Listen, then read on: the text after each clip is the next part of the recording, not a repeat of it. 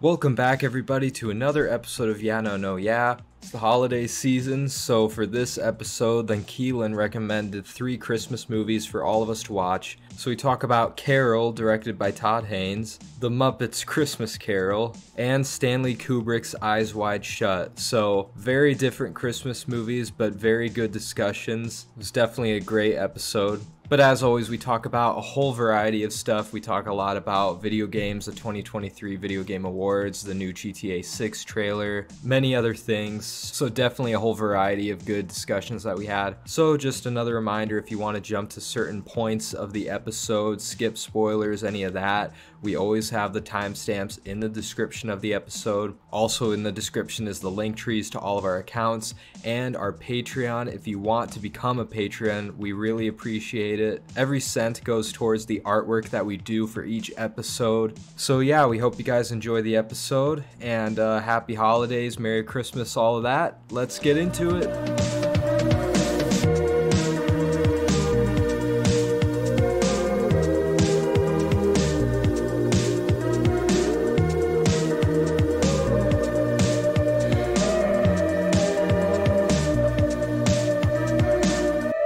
You're both gonna have to take the reins on this one. I'm fucking sleepy, but I will wake all up, right. I'm sure. First and foremost, for the listeners, since it's probably coming out around the same time, Merry Christmas, everyone. Hell yeah, Merry Christmas. None of that happy holiday stuff. We say Merry Christmas on this podcast. Oh yeah. Season's greetings. Anyway, how we doing, boys? How are the vibes? Can I go last? Yeah, he No. can go last. You're going first for asking. Shut up. Yeah, same stuff. Today was my last shift before Christmas break because even though I'm not a student at the university, I work at the university. So now that all the students are gone, then that means there's not work for me to do. So I guess I have time off. So yeah, it's gonna be pretty chill few weeks. I don't really work until like the new year, which is kind of crazy. So I'm gonna get bored really quick, but I'm just gonna be chilling, watching movies, playing games, doing the shit that I do. So Grind out Elden Ring. that's dude, I know I was gonna mention that for later. That shit is crazy, but yeah, I'm gonna be putting a lot of hours into that for sure. How are you, Keelan? Rock bottom. How are you, Liam? No, you can't do that one again. You gotta do a different one. It's my thing now. We've done it 2 episodes in a row. I'm okay. Can't complain. I'm getting fuck all hours, man. It's awful, especially coming up to Christmas. I need to buy people shit, and I have to fucking cut like some people out because I can't fucking afford it. Anyway. Tell me about it. No, I won't. I feel How like- about you tell me how you're feeling? Dude, this time of the year, I feel like everyone's honestly been in that same boat though with buying Christmas gifts like this year. Like everyone I've talked to says like, man, I don't know, I'm not gonna be able to get much this year for people. And even me, like with all this time off work I'm getting, I'm like, I don't know what I'm able to do. I Like, straight up don't know if I'll be able to get like anything for anyone. Like my bills are just like up to the fucking roof right now. It's crazy. That's pretty much how I am. Within like the last week, I told Keelan about this, but like I drove over some glass while I was at work, like delivering, and some of it went into my like engine and shredded like the belt in there. So Oh, God. it needed to be replaced, and I needed to get 2 tires. So I like $400 down this week, and I was like, oh my god, help. holy shit. Fuck. At least, Harris. yeah, that's Had terrible. enough. But he fixed it, and he fixed the AC, which is really nice. So that's cool. Nice. Did he There charge you you for the go. AC? He did not. What a lovely gentleman. He was a lovely gentleman. Yeah. He helped out a lot. That's awesome. At least you had a good experience in that part, despite the fucking money. Yeah, I want to Yeah. fucking jump out a window right now. I just got my paycheck and it's almost all gone. Don't do Ugh. that. We have a podcast episode to record. Okay. So he means do it after the podcast. That's Yeah. what he's saying. No, Merry I mean, Christmas, don't everyone. I'm do- jumping out a don't window.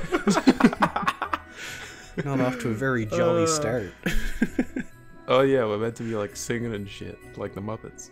Now Patreons, I believe. Patreons, let's So go. yeah, shout out to all the people supporting us. We got Kath at Kath Fernway. Thanks to my girlfriend. Thank you. Thank you so Thank much, you, Kath. Moving __ underscore pictures. Julia. Why the fuck did Julia. you say it's so slow? Because I'm tired. Like I said, you For guys gotta dramatic take the effect. reins for this episode, alright? Thank you, moving Can't do it. underscore pictures. Just use the magic of editing, and you can take your audio file, bump the pitch up a bit, and then the speed up a bit, and you'll sound perfectly fine. Trust me. Thank you, Sarah's Popcorn Chat. Thank you so much for your patronage. Ardor Film, Amy. Thank you. Amy. The joke is dead now because I'm getting it right like every time for like the Putting past it in the 4 ground. episodes. Dude, I know it got beaten into my head or something. I don't know. It's bound to happen again. It's- It's gonna happen again. And thanks to my mother, Luna underscore. Thanks, Liam's Liam's mother. mom. And thanks, And Quinn's our brother. 6th. Thanks, bro. Thanks, Thanks. Graham. Oh, is it? Yeah. Thanks, All Graham. right. But Graham's an Irish name. So is Liam. Oh my So god. is Quinn. Actually, Quinlan. Yeah. So is Keelan. Oh my god, it's the Irish podcast. We're all Irish. It is the Irish podcast, honestly. We've been Irish I'm fine all with along. that. I just didn't know it. Before the Irishmen even came, we were fucking Irish. We are literally the Irishmen. We are. All right. Well, I think now the poll results. Before I forget Oh yes. Yes. that, right? Oh, All hell right. yeah. So speaking of the Irishman, the episode was the Great Scorsese Extravaganza. I asked, "What is your favorite Scorsese movie?" And I could not fit all 26 in the poll, obviously, so I just had to put the big ones and then other. Thanks to the 2 people that have been voting on our polls, but I hope we get more eventually. You should have put like the most obscure Scorsese movies, and then other is the rest of them. Yeah, That'd been it's funny. only between Kundun and The Last Waltz. I should have just put those Boxcar two. Boxcar Bertha. But yeah, so I gave the options: Taxi Driver, Goodfellas, After Hours, King of Comedy, The Departed, Wolf of Wall Street, and then Other.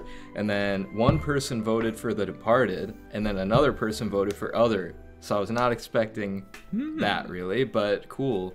I wonder what bet that it's other for, one like- was. I bet it's for Boxcar Bertha. Yeah, there's 5 days left on that poll, people, but by the time this is out, it'll be It'll be good. Is it usually like 2 weeks you put it on?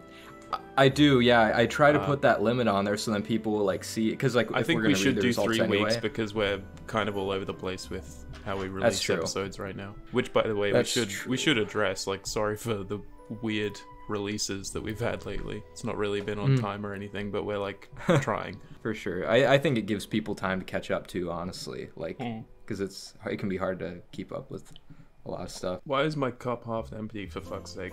Why can't it refill what do you- itself? What are you drinking? Lots of coffee.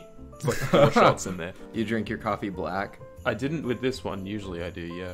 But me this one I too. put like vanilla ice cream in it because I didn't want it to be super hot and I wanted it immediately. Vanilla Nice. ice cream? Not even. Yeah, vanilla. because if you put it in coffee, Dude, if you that's put it some- in coffee, it's like nice. No, that does sound I'm nice. sure it but is, I've but never heard of that. Yeah. That's quite strange. Ever heard for of a like morning vanilla coffee. cream on a coffee? Like vanilla goes with coffee. I'm not Can't crazy. You're judge crazy. Keelan. Maybe it's an Australian thing. All right, now you've done it. It's not Australian. But yeah, I'm drinking some fancy ass like strawberry refresher thing that I got from work That today. looks incredible. It's just it's like flavored water with strawberries and it's sweet and shit. It's pretty good. Hell I'm yeah. drinking tap water. Cringe. Tap water. The tap water here is Oh, pretty bro. It better be. I'm sure it's better than here. Oh, yeah. Tap water here can kill you. So I I refuse to drink tap water. I just think it's terrible. good. Well, I'm still alive. Strengthening that fucking immune system up the roof, I bet. Hell 'Cause yeah. You're drinking all a bunch of chemicals and mold and stuff. I don't give a fuck. It's yummy. Give me all that mold. Now we move on to what we've been watching and what we're listening to or whatever. I saw Napoleon. yeah. I saw Napoleon in theaters. That was actually, I've been seeing a lot of mixed things about it, but I actually really liked it. I just thought it was fun. I thought it was epic. I was never bored. I thought the performances were great. I mean, Joaquin Phoenix is just like still got it, obviously. Fucking this and Beau's Afraid in the same year is pretty cool. And yeah, I mean, the movie just looks great, and the battle scenes were like really well shot and choreographed and all that. kind of wish there was a bit more of those, but I mean, there's still at least like 3 or 4 good battles in the movie, which is cool. It was just, yeah, it was a good time. I gave it an 8 out of 10, still feeling that. If I ever get Apple TV again, I would probably watch his 4-hour cut of it, honestly, because I want to see what he didn't put in there.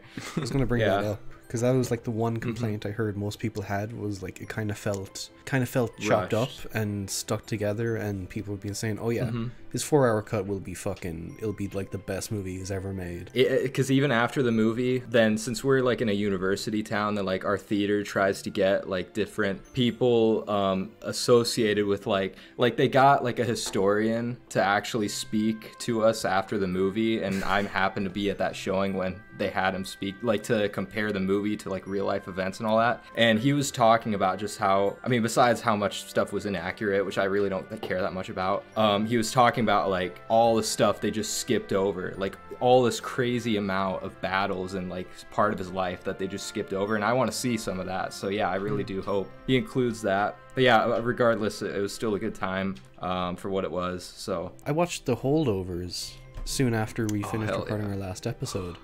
And it's probably one of my favorite films of the year. I thought it was fucking fantastic. It might even beat out Oppenheimer at this point. I can't stop thinking about it. Whoa. It's nice.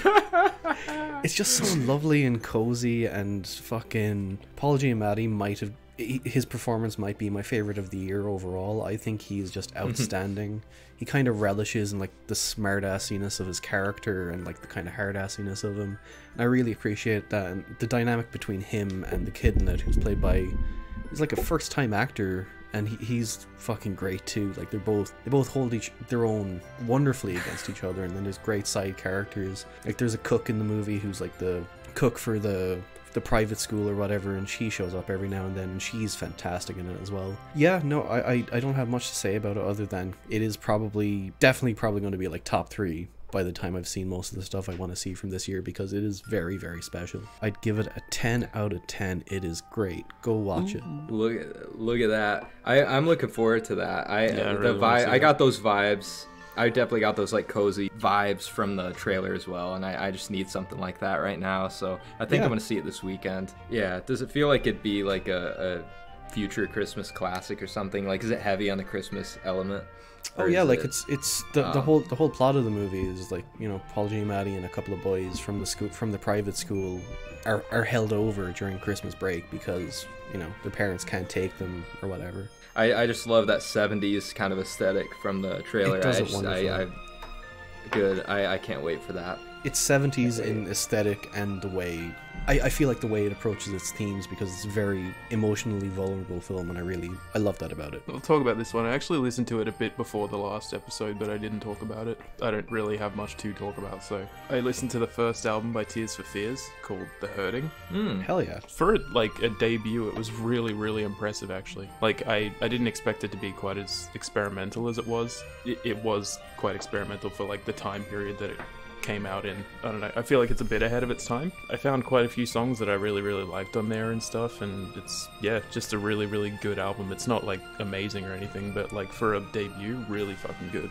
Would highly recommend it. Probably like an 8 out of 10 right now. I think, like I was saying to you, the second album is probably one of my favorite albums of all time. It's great. Yeah, I've only heard their like big hits. I don't think I've actually listened to one of their albums, so I definitely should check. Well, Mad World is the second one on there. Like, I mean, the second track on that album. So yeah, like right from the get-go, making hits. Like Keelan said before, I've been grinding on Elden Ring, and holy shit, yeah, that, like, these games, they're a big, so it's from Software Games. I know Keelan's played a lot of them, from what I've heard, and played all of them. Yeah, I haven't beaten a couple of them. Like, I haven't beat Sekiro or Dark Souls 2, because Dark Souls 2 is just shit, and Sekiro is just really fucking hard. Yes, I've heard Sekiro is really hard, and I just can't. If Sekiro is really hard, dude, these what people are telling me are the easy games are still fucking hard. Like, I don't know if I just suck at games or what. Me and Keelan were talking the other day, and like, apparently we're both like stuck on the exact same boss in Sekiro. Oh, I didn't know you're both playing it. Well, I mean, very, very loosely. It's been a while since I've gone back to it, but like every time I do, it's just like, I cannot defeat this boss. I don't know how the fuck to do this. these games are just like, I like what they kind of stand for, you know, like they don't hold the player's hand, and like you really feel accomplished when you actually get through stuff. But at the same time, I wish there was a bit more like, I feel like I jump into these games and it just expects me to kind of know how to do everything, and so I have to like watch videos and shit, and it's fun, the games look great and all that, but a freaking journey that I'm on like mentally with these games, it's crazy. But I know I'm gonna like it more for sure. But I think Souls-like games will do that to you. It's just like so fucking hard sometimes, like ridiculously hard. I don't think they're hard. And I'm not saying that as kind of like a flex, but I think the game values like persevering through whatever the fuck, you know, you're stuck on. That's for sure. And I really love that about them, and I like how it doesn't, like you said, how it doesn't hold your hand. You know, you learn along the way, you learn how to do shit along the way, not even from like YouTube tutorials or anything. Like a lot of the storytelling is just like environmental, and if you just read like the item descriptions, they give you like little tidbits of lore if you're into that. I think it's just something you learn as you go along, and it doesn't expect you to know right off the bat. But once you figure things out, it becomes very satisfying. I think that aspect, like you said, the whole persevering thing, that's really what's like keeping me drawn towards them. Even though sometimes I just really feel like throwing my controller at the fucking wall playing these games. I really do. But like then I go on YouTube and I see videos, like there's so many videos to where like you can apply like Dark Souls saved my life, and like like how these games like got people through like hard times and all that. And I was like, wow, so like I just want to know what's up with these games, you know. And I think just persevering in the game, like you can really apply some of that struggle, I guess, to like real life and take value away from it. And I don't know, those people are just really like lost in the grind, and it's kind of hard for some people to do that, I guess, especially people who don't have like enough time for that kind of gaming as well. They're just stuck in the fucking goon hole, you know? They're just going at it. The unique thing about Elden Ring, though, is I think it's the easiest, but only just because if you're stuck on a boss, you just go the other direction. And then you level up a bit, and you go back to that boss, and you just kick the shit I've always out of heard that it's like the easiest out of most of them, That doesn't mean it's like the worst or anything. I think it's up there. No, I'm not saying that. Yeah, and I mean, a lot of people have been saying it's like the best, which I know that's like, there's a lot of tough competition, but like, just with the whole open world aspect and like how big the game is and how beautiful it is and all that, and it's the so bosses, like it's incredible. And I'm gonna keep grinding. I have a lot of time off from work, so literally the only other thing that I watched that isn't a rewatch is a film Quinn's also seen, May December, the new Todd Haynes film, whose film Carol we'll be talking about later. Oh my god. The only reason I watched May December so soon is because I kept fucking seeing people almost spoil it for me on Twitter, and I was just like, okay, I'm just gonna fucking knock it out right now, because it was crazy. Like everyone was like talking about it. Then I watched it. Get off Twitter, for fuck's sake. No, I will not. It is bad need for to me, get off but Twitter. It's good for me. It's bad for you. It's very bad for you. May December was great. It was fucking miserable, but I really, really liked it. It's probably the best I've seen Natalie Portman ever in a movie. I thought she was absolutely fantastic. Dude, she was great. I think she carried the movie in my opinion, but for sure. Her and Julianne Moore and Charles Melton, who was fucking astounding. He was like really, really fucking good. All three of them are fantastic, and they're worth watching the movie for on its own. But also the subject matter is very heavy. It's also based off like a real story as well. Well, loosely based off a real story. And after I saw the movie, I watched interview clips of like the real life couple it was based on, and it's just so disgusting. Oh man, I'm afraid to look that up if I ever do. They're divorced in real life now, but like the pain in the guy's fucking face is like fucking, it's heartbreaking, man. It's fucking heartbreaking. And I think they translated that very tastefully and very well into May December. It could be on the nose at some points. Some of those times I felt like it worked really well, and other times I felt like it was just dipping its toes into melodrama, but then it kind of bounced back from that like soon enough. I felt like it was dipping more than its toes in melodrama. I thought it was very melodramatic, but I mean, I didn't hate it because of that or anything. I don't know. I thought the music was extremely overbearing at times, like telling us how dramatic the things actually are and all that. It kind of distracted me a bit. I did feel myself noticing the music a lot. in that sort of way, but I felt like it sort of worked. Like I've also seen people say that, like, this is a very campy movie, which I kind of disagree with. Like there was bits that were kind of funny, like, you know, the bit with the guy and the kid in his roof. That was like a mix of like really funny and also really sad, which that's probably my favorite scene in the whole movie, to be honest. Not much I can really say else without spoiling it. That's the thing, like, you can't even really talk about the movie because, like, the whole, like, because it would be spoiling it, like, anything revolving around these characters and, like, what the issue actually, like, what what's they're going doing, on. what the issue is. Yeah. Well worth a watch. I give it an 8 out of 10. It is very memorable, very good movie, very well made. I listened to Since I Have a Lover by Sixlack. I forgot about that guy. I've heard of his first 2 albums. Yeah, me too.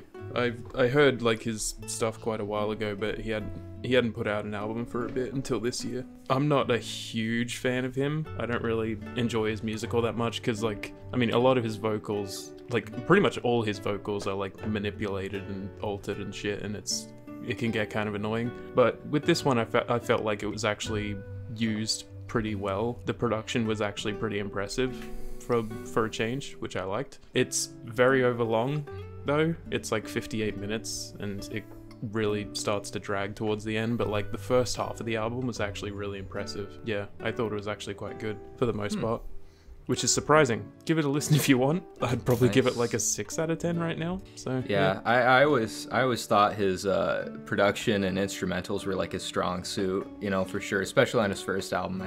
I never really cared for his vocals either. I didn't really feel that much. Like I don't know, just none of his music ever really impressed me or spoke to me in any kind of way until this one. I think the only exposure I've had to him is the fucking Gorilla song, which I think he works really well on. That's probably the best thing he's ever made, honestly. Yeah. That thing is fucking awesome. Like, the fact that Gorillaz would put him and Elton John on the same song, it's fucking crazy. Amazing. It's damn. What a movie, but it works very well. Yeah, it works so like surprisingly well. It's ridiculous. Gosh, for a third thing, I was thinking about talking about May December for my third, but we kind of already talked about that now. Nah, it's fine.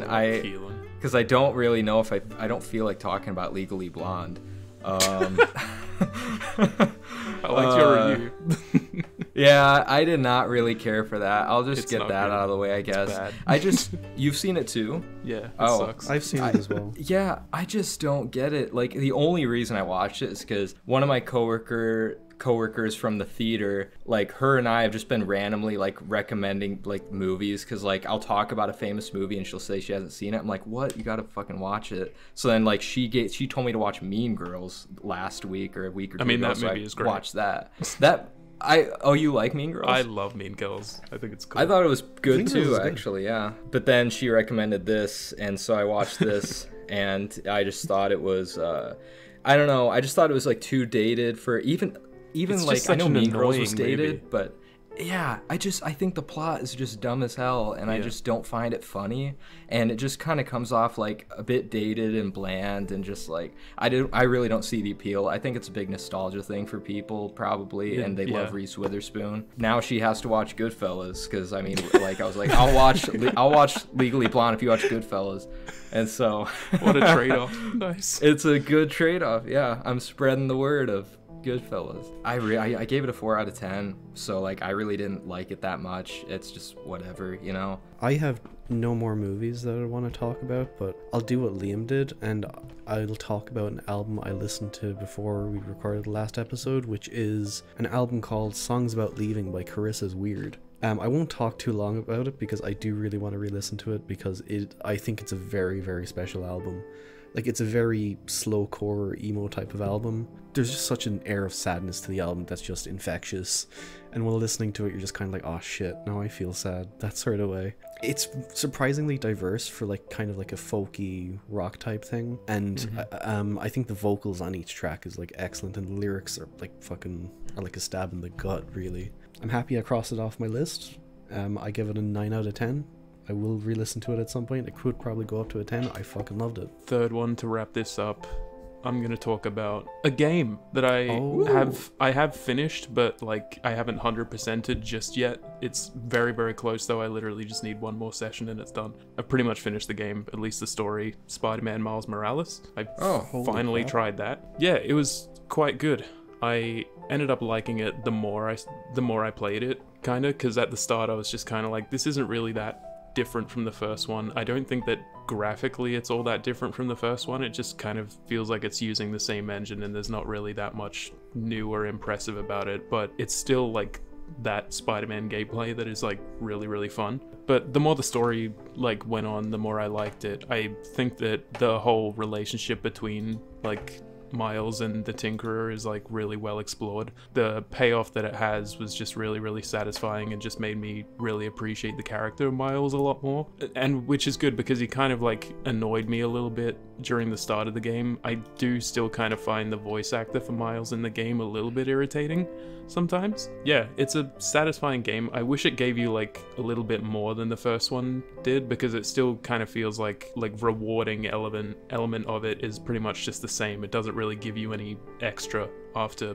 the last game, which is kind of what I wanted. But it's just its own like little individual story. It's like a 7.5 hour game, I think, like the core story. I mean, it's a quick one, it's a good one, and I enjoyed it. I'd probably give it like a 8 out of 10 right now. I still have to beat it. I've been going off and on between that game for like years at this point. Like I just feel, I don't know why I keep putting it down. It's not bad or anything. Like I like the first Spider-Man game, but I think I know it's very similar in a lot of ways, just like gameplay wise. And I mean the gameplay's fun, but I think it's like more about if the story can like grab you or not, because I think the characters like develop and get better as they go, and that's when I started to actually start caring about them a bit more. That is one thing that like keeps it from being, you know, a higher score or whatever, is it is extremely hand-holdy, just like the last one. And I really don't like that about it. I wish it gave you a bit more of a challenge. The biggest challenge that I've had in the game right now is like, you finish the story and then you go to New Game Plus, where you can like,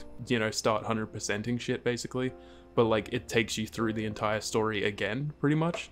So like playing the story the second time around, now I've like had the final fight with Rhino again, and that shit was fucking hard on ultimate difficulty, like more than I thought it would be. So that's like the only thing that's been really challenging so far, but that aside, it's a little too hand-holdy at times. Can that delve just slightly like segue into a little mini topic actually? Do you want to talk about like a few little games that we used to play when we were younger? Yeah, why not? I was reminded of like games that are based off like movies or whatever. You remember when that was like a big thing back in the day? Oh yeah.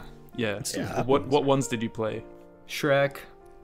There was a Shrek game on the I never PS2. played I remember Shrek. playing that. That was fun. That game Isn't was so Shrek much 2 fun. on PS2 as well? Didn't they do like 3 yeah, of those? maybe that was one I played. They've done Maybe a load of Shrek Shrek 2. games, like Shrek Rumble Rama or something. Like there was a wrestling game of Shrek. There was a cart game of Shrek. the first three that came to my mind in terms of like licensed games, apart from Spider-Man 2, because like everyone played Spider-Man 2. That's a fucking great game. Yeah, that But, shit slapped. Oh my god. Yeah. Not Enter Electro, the Spider-Man 2. Well, that too. I know you don't mean Enter Electro. Like that's. I feel like that game is obscure, honestly. No, so I yeah, the games I most remember playing that were licensed when I was younger were like the Charlie and the Chocolate Factory video game, which was dog shit. It was awful. I didn't even know that was a thing. Me neither. Oh, there's also Chronicles of Narnia one, which I played. I did remember that being a thing, but I never played it.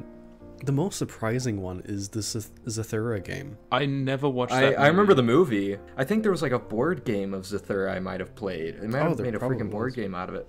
But I don't remember the video game. Yeah, there was a video game and it was awful.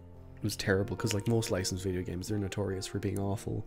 I can't think of any like good ones I played. Actually, no, the Cars game, that was a banger. That was really good. I remember really enjoying it. Oh, I remember playing that too. That was a banger. Yeah. It was just like a full-fledged racing game. That was a lot of fun. That was fun. It was like kind of like open world too, almost. Like, I mean, you could like drive around and do shit. There's one that I remember like really vividly, and I still have it on PS2, like in my cupboard somewhere. But the Madagascar game.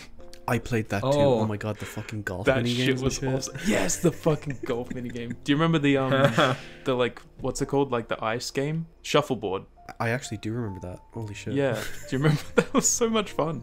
I only remember the golf mini game because of Mort popping up every now and then. Outside of licensed games, like, I suppose, what were the games of your childhood, I suppose? I mean, we've talked a lot about Skyrim on here, so we don't need to go back into that, I guess, but like real childhood, like young. Oh, like young. Like we're talking young. Like what were like your built, like your foundational games. Like I think I remember my first 2 proper games that I played being Ratchet and Clank and Jak and Daxter. Yeah, like the first me too. ones of both of those. Well, Crash specifically for me, it Bandicoot. was... What about that? I never played Crash Bandicoot until I was an adult. I loved- that was like, only for the kid. I mean, I played it only when I was a kid. I think I played a bit of it. I think I played like a demo because I have no idea how or anything, but my mother used to be able to get like demo discs from people that she knew, and they had like just random game demos on it, so I think I played that one.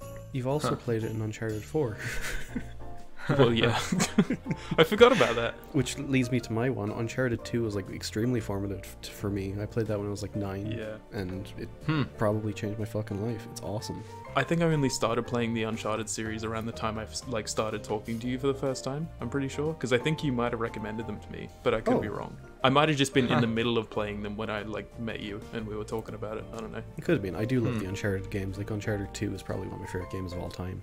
I love Shame that they game can't so much. fucking make a movie out of it. Don't start. Don't start. Yeah, we won't start.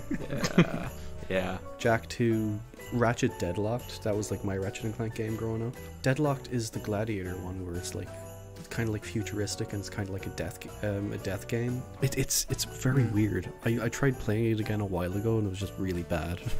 I remember didn't like playing it the at all. first 3 and then going into like that kind of remakey one later when it came out in PS4. It's a good remake, but it's like literally just the exact same as the first game, kind of. And it doesn't really change too much aside from graphics and a few cutscenes, I guess. But Well, I don't know. see, that game isn't like a remake.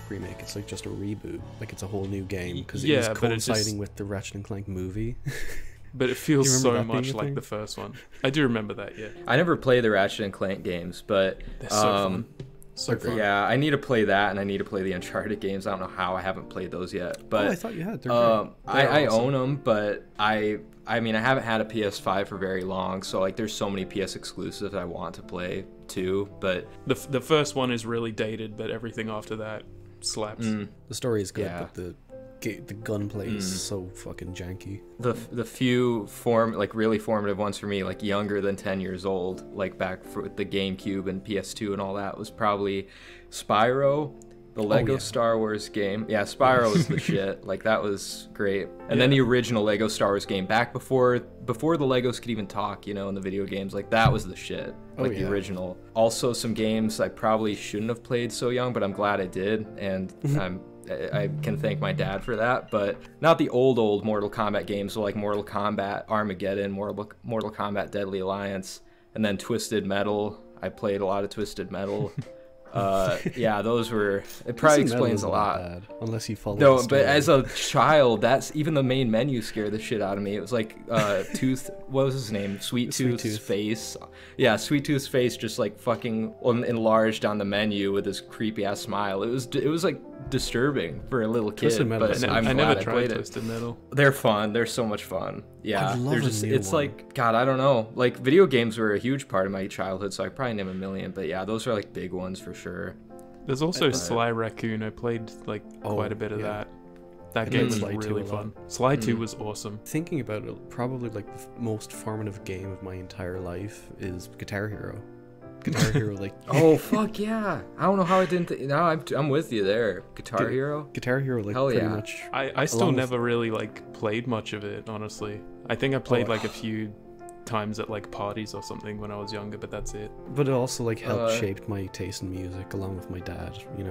It's gotten me to where I am today, and it's also just a lot of fun. Let's segue this into something that I'm assuming is a mini topic for one of you guys, but also Oh, I'm gaming sure. related. If Yeah. you want to break the news to everyone. Well, if I'm gonna assume what you're saying, the fucking GTA 6 trailer dropped. Finally. So, is that all what we're seen it? talking about? Yeah.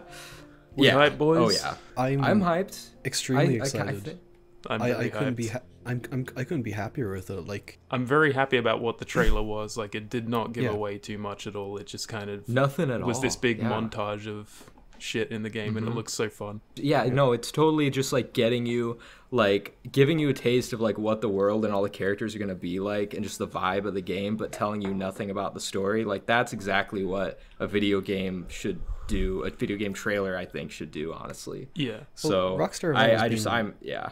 Rockstar have always been like really good at that. Like all their reveal trailers, like the games themselves always end up looking better than reveal trailers, which is crazy because like as it is, the GTA 6 trailer looks insane, like graphically. Like I don't even know if it's gonna fucking run on PS5, that sort of thing. But it was the same with like the Red Dead 2, or like the reveal trailer looked it looked really good, but then the game itself just ended up looking even better. After watching this trailer for fun, I went back and rewatched the GTA 5 trailer, which I literally probably didn't even watch since the last time it dropped, like 10 years ago. And it's just crazy watching how far they've come, because like even though, and might be, I don't know if this is like an unpopular opinion, I was still more hyped because of the GTA 5 trailer than I am hyped for GTA 6. The GTA 5 trailer was like so special for me when it came out for some reason. Like that's probably because you're an adult now. Yeah, I know, right? And we get less excited about things as we age. It's depressing. I wasn't excited for GTA 5 at all until the gameplay trailer like dropped like a month before it came out, and I watched it and I was like, oh shit, this actually looks fucking great. I don't know what about it, just the vibe and the music and the monologue over the music. It just I was like, this is gonna be fucking epic. But this was just this trailer was a bit different. It was just a Tom Petty song with a bunch of crazy Florida people doing shit, which is fine. But taking place in Florida is like the perfect way to do it. Like Los Angeles is a good place to parody, but like in this day and age, Florida is like even better. Like that is just going to be fucking crazy. Like the alligator coming into the You're gonna come across NPCs. like so many people just off their face on bath salts and shit. It's gonna be awesome. All the stereotypes are gonna come out for this fucking game. I just hope they don't overdo it. Like every NPC you come across is just a nutcase, but like they're definitely gonna do that, you know. They should have a Charlie cameo in there since he lives in Florida. I mean, they can just put like a dude with long black hair and a white t-shirt on it. Another notable thing too about the trailer is like because this is the only hint as to like something new they're going to implement this time is the whole social media aspect. Well, yeah, okay, we'll get to that. Shit, fucking people online. No, I was going to say the whole social media aspect of it, like, because like a lot of it was intercut with like, you know, it's like phone footage, you know, within the game of like, it's like TikTok reels and shit. Well, I like that. Like, I want it to be realistic to right. This day and age, And that's what I love the most about the GTA franchise is that they kind of adapt with the times. Like we're 10 years later from the last game. The world has changed a lot. Like the fucking culture and like everything has changed a lot. So it is a good idea for them to release games like, you know, within a kind of 10-year period. I feel like if they're gonna continue doing like GTA after this, like it should be like every 10 years. I feel like, because it is like a staple of its time, kind of. It totally is. Fair, yeah. So like, I'm not even sure if it's been in development for 10 years because they're also working on Red Dead 2, and that came out 5 years ago. That came out like 5 years after GTA 5. So you know, there's that interval between. I imagine they have a lot of different teams though. Like, you know, I imagine they have like different teams working on different games, but who knows? Oh, they do, but Rockstar North focus on GTA and Red Dead. I mean, at this point, that's like all they do, right? Is GTA and Red Dead. I don't even know what else Rockstar really does. I hate to dwell on this, but yeah, the people online are so dumb calling this trailer woke. Like, have you seen that shit? Like, it's just a female. It's a whatever. Sorry. I was waiting for the woke stuff. I didn't see any woke stuff. What I saw instead was Elon Musk complaining that you shoot cops in it. Like, get the fuck out of here.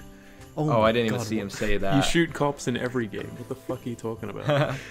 Elon Musk is such a fucking penis. I hate that guy. This guy went to fucking CD Projekt Red with a flintlock pistol and threatened them to put him in Cyberpunk. Yeah, he did. And they did like a bunch of recording and stuff, and they just cut all the shit out the game. Because like Grimes is on Cyberpunk. So he went in when she was recording one day and he was like, oh no, put me in the game now. Grimes is in Cyberpunk? Why am I only just hearing about this?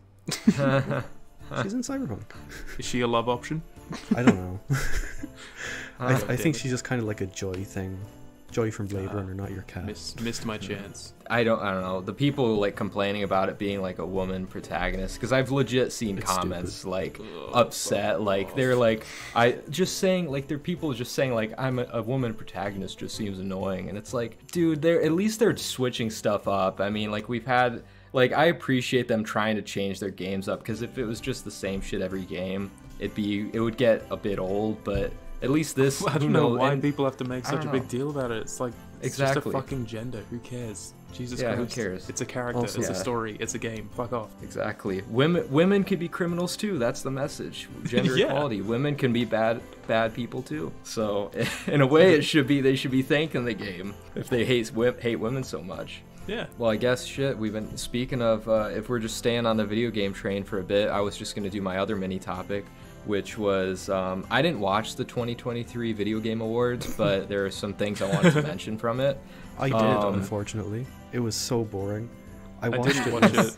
All I saw was the Jordan Peele thing. Yeah, and that's the main thing I would definitely wanted to talk about. Like, what a collab. Hideo Kojima and Jordan Peele. Holy shit. Can I just say, like, Kojima is like the fucking Japanese Keanu Reeves to me. I just don't feel like that man could do anything wrong. Like, I just love him. He's so pure. And you haven't even played a Metal Gear Solid game. I know, and I feel bad, but like, Wow. no, I haven't. Like, literally the only Kojima game I've played is Death Stranding, and I haven't quite finished it yet. I do really want to try his other games out too. Isn't he developing a new game with Hunter Schafer? That's what this is. Yeah, it's called like OD or something. Hunter Schafer, Sophia Lillis, and Udo Kier, who I thought was dead. Yeah. Yeah. I saw a picture of him with Udo Kier, and I'm like, oh, what the fuck? Hello.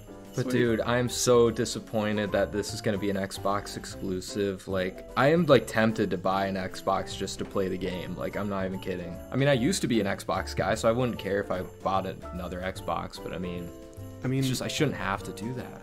He released a picture recently on his Instagram of him holding the PlayStation symbol, though. Maybe that's a sign. Ooh, people have said like this is gonna be a movie game. Like this is a amalgamation of like movies and game. I don't know what it's gonna be like. I mean, it's probably just gonna be a video game, but that's what everyone was saying. Like this is a movie game. That's what they were like pushing it as. Yeah. So I don't know what that means, but I feel like it's gonna be literally like a movie. But I mean, you got Jordan Peele on it, so I don't know. Whatever it turns out to be, I'm excited because the prospect of a Kojima horror game, especially after PT, I'm in because PT was like terrifying. I love PT. Dude, I've only seen videos of PT and it looks fucking scary as hell. Really creepy. It does.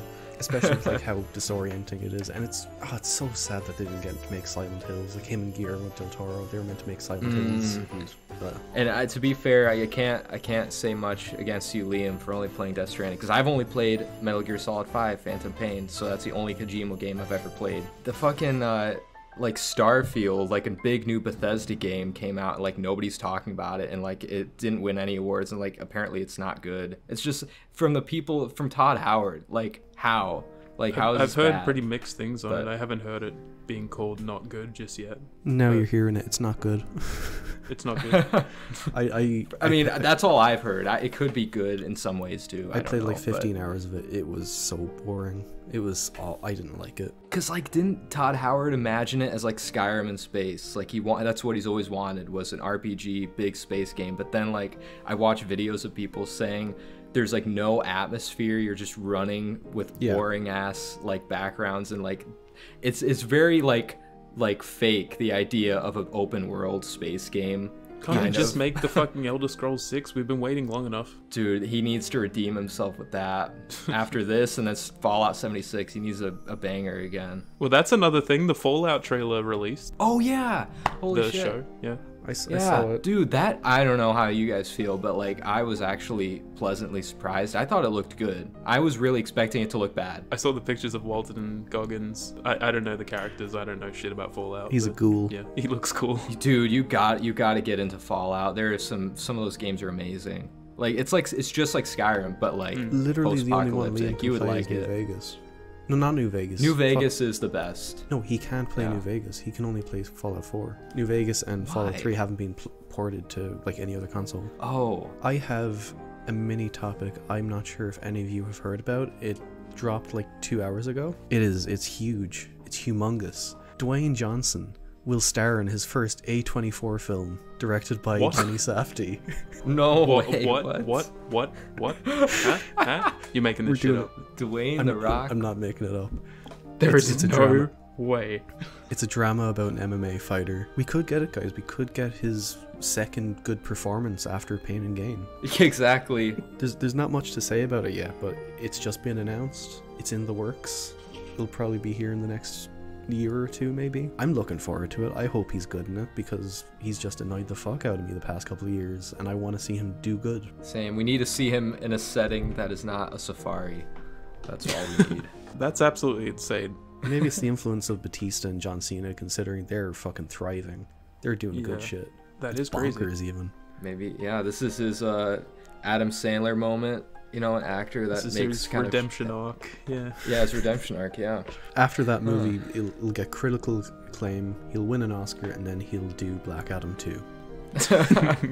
Yeah, so would you like to introduce Keelan? This is yours. I will indeed. As we said at the start of the episode, it's Christmas. I was feeling a little bit jolly. I decided to recommend 3 Christmas movies I'd never seen before. And I tried to mix it up a bit with each one, because 2 of them are kind of like alternative Christmas movies that people like to say are their favorite Christmas movies just to be different. But I recommended the films, the 1992 film, The Muppet Christmas Carol. I recommended the 1999 film Eyes Wide Shut, and I recommended the 2015 film Carol. Nice. And Yeah. I'd never seen them. I know you'd both seen Eyes Wide Shut. I don't think we'd seen the other 2. No, I had not seen the other 2, yeah. I guess with that said, we'll go in chronological order. We've been doing that for the past couple of episodes. So we will start with The Muppet Christmas Carol. And I will start by asking Liam for an apology. Explain. What have You I were done? so mad that I recommended The Muppet Christmas Carol. Wasn't it just the best Yeah. fucking movie ever? I wasn't that mad. I may have blown it out of proportion a little bit. The Muppet Christmas Carol, it's it was directed by Brian Henson after the death of his father, Jim Henson. I think it was the first like big Muppet project without Jim Henson. In some aspects, I think it kind of shows. No, in one aspect it shows, because the voice for Kermit feels kind of off a bit, but that's not a huge criticism or anything. That's just kind of like a behind the scenes thing. They're still figuring things out. But the plot of the film, it's just, it's a Christmas Carol. Everyone knows the story of a Christmas Carol. Scrooge, he's a bit of a dick. He doesn't like Christmas, and then he is forced to confront the ghosts of Christmas past, present, and future. And it's with Muppets. What more could you want? Yeah. It should be said that I've never seen like a Muppets thing up until this, really. I guess aside from like passively seeing like little bits of it or whatever. This was my first experience with the Muppets, and now I love them. I told you. Look at the that. Muppets were wonderful. They are awesome. They are very fun. Yeah. That's probably the biggest thing you could probably say about this movie. There's such a really lovely sense of scale in the movie. It's like the humans and the buildings and the Muppets are all scaled so perfectly. Like the scaling of everything is like really fucking cool, and the designs of the Muppets as well. Like they have a lot of like weird shit in there. It's really fucking great. Like especially like the Ghost of Christmas Present, the fucking big one. Yeah, he was so cool. fucking cool. Sorry, I just love how the Muppets and humans are just living together and not even like acknowledging that half of them are fucking puppets and the half are human. Like I love unacknowledged things like that. It's just funny. That is the reason why Michael Caine is so fucking good in this. I genuinely think it might be the best acting I've ever seen from him. He was phenomenal. Like how he could like deliver his lines like it's fucking Shakespeare or something while he's fucking talking to a Muppet. Holy shit, that is dedication. That was fucking fun. That's a sign of a good actor right there. Keeping a straight face while you're talking to like Kermit or some shit. Like it's just, I don't know how he does it. He's a master. It's also like a musical adaptation of A Christmas Carol, which I don't think there's much of. The music was done by Paul Williams, who's done like a load of Muppet stuff. He's also done like Phantom of Paradise. He was in Baby Driver.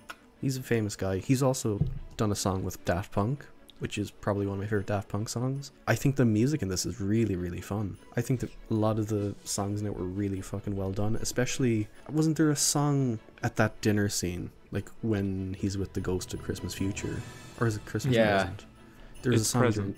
that I love that song. I thought that song was great. Song. The opening song as well, where it's just kind of like giving you like the background of like what's going on in the town or whatever. I thought that was like a lot of fun, and just introducing Scrooge. I thought that stuff was really great. The songs for me are kind of the lesser part, because I just kind of like tune out a little bit and just look at my phone for a little bit, kind of. I don't know. I'm just like, yeah, they're singing, cool. I'll just chill for a second, and then it gets back to the actual story, and I'm like, oh, this is better. I'm just not a huge fan of like Christmas songs in general, so I guess I just kind of tune out. But yeah. Me too. But it's not like it's not like they're bad songs or anything. It's like enjoyable. Yeah. But, yeah. Another kind of hook of the movie, because this is a very irregular thing for like a Christmas Carol adaptations. Like you have like Rizzo and Gonzo as like the narrators of the story, and it breaks the fourth wall a lot, which is really funny. It's like not like a. It does it really well though. It does do it very well. I didn't find it ever annoying. I always thought it was like quite funny. Like he was, talking about like, oh, how do you know he was gonna do that? And he's just like, oh yeah, I'm the narrator. I'm omniscient. I see everything. I'm like a god. Why are you talking like that? It's for dramatic effect. I love how they're basically just fucking time travelers who can actually affect things in the past, because like they like knock down a shelf or whatever in the past, and it's like, did that happen in the past? Oh yeah, that stuff is were they always great. there? The fucking the scene at the party with fucking Animal just going ham on the drums. Oh, that shit was awesome. Yeah, he was fucking smashing them. I love Animal. He's my favorite Muppet. I got very sad when I saw that little rabbit shivering in the cold. Yeah. That was one of the saddest shots in cinema history, I feel like. And then is that the part where he's like, just let him die, and then like the surplus of the decrease the surplus of the population, like, or whatever. Is that part? No. It was just like it was just like panning over to something at the end of a scene, and it was just this little rabbit like shivering in the cold, and I was like, what the fuck? That's so sad. It's like a thing that comes back in the movie. This is not spoiling it. I mean, and you can't really spoil this story. Everyone knows the Christmas Carol story, but like, at the beginning, then when like Michael Caine's being an asshole, and the Muppets are trying to get money from him, then he's like, they're like basically saying, they're gonna die, like whoever they're getting money for, and then he's like, let him, it'll decrease the surplus population. And then later on in the movie, when Christmas Ghost of Christmas, I think Future or somebody was showing him like a person starving or like shivering in the cold, then the Muppet said that again to Michael Caine, like, why don't you just let him? But then he feels bad about it. So I like that, how that came back. I like at the start in that scene where he's in his workshop or whatever, and like he gets mad at Kermit, and he's just like, how would you like to spend Christmas? On the unemployment line. And again, it's so funny because he's delivering it to Kermit the Frog. It's great. Michael Caine is the best part of the movie. He's so fucking good. Michael Caine is the draw for this movie. The Muppets and Michael Caine, what a combo. Who thought of that? Yeah. They deserve like an Oscar or some shit. Holy crap. Some match made in heaven. You wouldn't have expected. This movie made me fucking tear up twice, and I was shocked by that. I was fucking shocked by that. Like, I came close. I came very close. Yeah, one of the times is at the end. The other time was I can't believe we have to do this. Quinn, do spoilers. Oh man. Spoilers for Muppets A Christmas Carol story. That's not the name of the movie. Oh wait, what is it? The Muppets Christmas Carol? Oh. Spoilers for the Muppets Christmas Carol. The scene where Tiny Tim dies, and then Kermit comes home and he's talking about like, oh, I found the perfect spot from him on the hill. It's so fucking stupidly sad. It's like, dude, come on. Like, I was like, I don't know why I'm like almost welling up here, but I am. It's like, man, I had tears rolling down my cheek. Tears rolling down my cheek. That hit hard. I'm choked up just thinking about it, honestly. Fuck me. I know, it hits you in the feels. I didn't expect this movie to do that. It nails all the emotions it needs to. That is another big strength of the movie. It's sincerity overall. It's sincere in trying to retell the story. It's sincere in its emotions, even though it's with Muppets. And it works. It just somehow works. And it's probably the best adaptation I've seen of the story. For the real question, if you were one of these Muppets, who would you be? Rizzo. I don't know, Kermit. I like Kermit. I just think I just like Kermit for some reason. That shot of fucking Kermit standing in the snow when he's looking at the moon. Holy shit. That was cinema right there. My God. That is. I love it when, like, for movies like this, whether, like, people really, like, give it their all when they don't need to for a movie like this. Like Michael Caine playing it so serious. Like, it's just like, it's a fucking Muppets movie, but they're still trying so hard. I love it. Though. Yeah. I can't think of any other actor other than Michael Caine doing it. Honestly, it feels like surreal that he did agree to do something like this. Like, at this point, he was still like a very respected actor. It's not like he was out of work or anything. He just did this shit because he wanted to, and fucking fair play to the guy. He was awesome in it, and the movie turned out great because of him. and like his eventual turn at the end is like done really well. Like when he shows up to Kermit's house and he's talking about like fucking giving him a raise or whatever, he's like intimidating him at first. Yeah. He's like, oh, I think I'm going to give you a raise. When he gets given the scarf, that shit is just so... Oh, that was cute. Oh man, that was I was a great like, moment. oh man. When he donates some money and then he get The cutest moment in the movie is when Rizzo kisses Gonzo in the nose. That is pretty cute. Just wholesome is how I would describe this movie. It's just a wholesome movie.